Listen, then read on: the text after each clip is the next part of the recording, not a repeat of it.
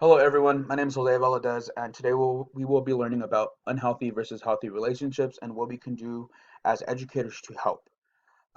So I want to start off by talking about youth violence and what it is.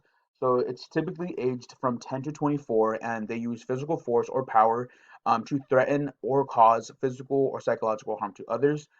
This includes many behaviors such as fighting, bullying, threats with weapons, gang-related violence, and homicide. But there are many things that we can do to combat youth violence. As you can see from this chart, there are many strategies. You can read those for yourself. But I think the most important we can do is to create a basis for children to be validated for their identities, expressions, and basically how they feel. Because during this time, they are very hard to understand, or so they think.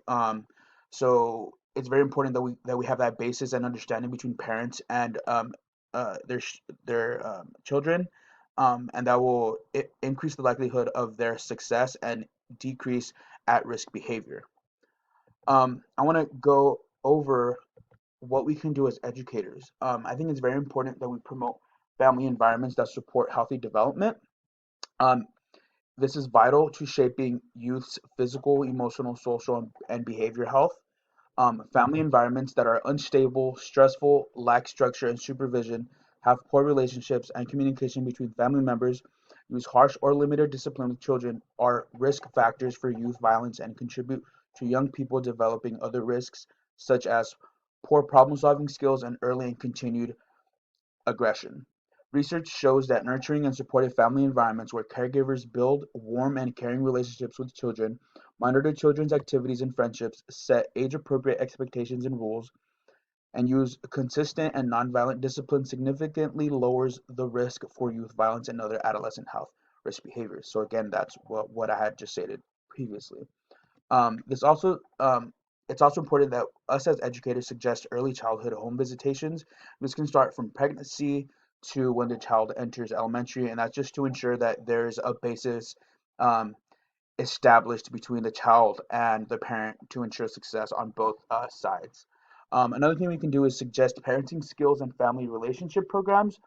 We can provide caregivers with support and teach communication, problem solving, and better monitoring and management skills.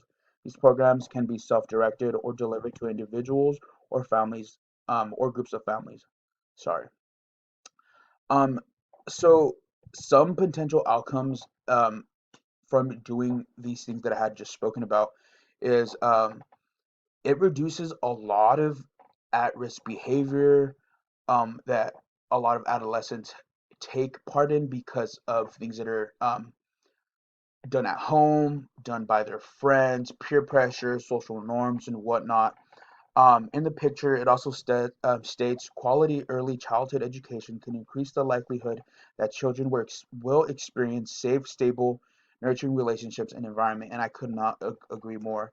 And I feel like with having this basis and also fighting youth violence, this will lead to better, healthy relationships developed over their upbringing. Now, I want to talk about the difference between healthy and unhealthy relationships.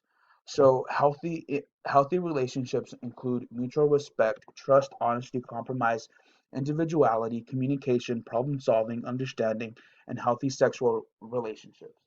Um, Respect for both oneself and others is a key characteristic for healthy relationships. Um, and unhealthy relationships, one partner tries to assert their dominance and power and can physically, sexually, or emotionally become abusive. Um, and of course, an unhealthy relationship is the complete opposite of what I had stated for a healthy relationship.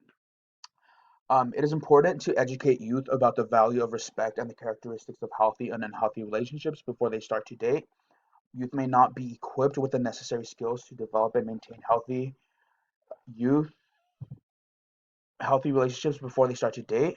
Relationships may not be equipped with necessary skills to develop and maintain healthy relationships and may not know how to break up in an appropriate way when necessary. Um, so, yeah, if we combat that youth violence and establish that basis and teach them the difference between a healthy and unhealthy relationship, it will be better for them in the long run, in everything that they may do. And yeah, those are my resources. Thank you very much.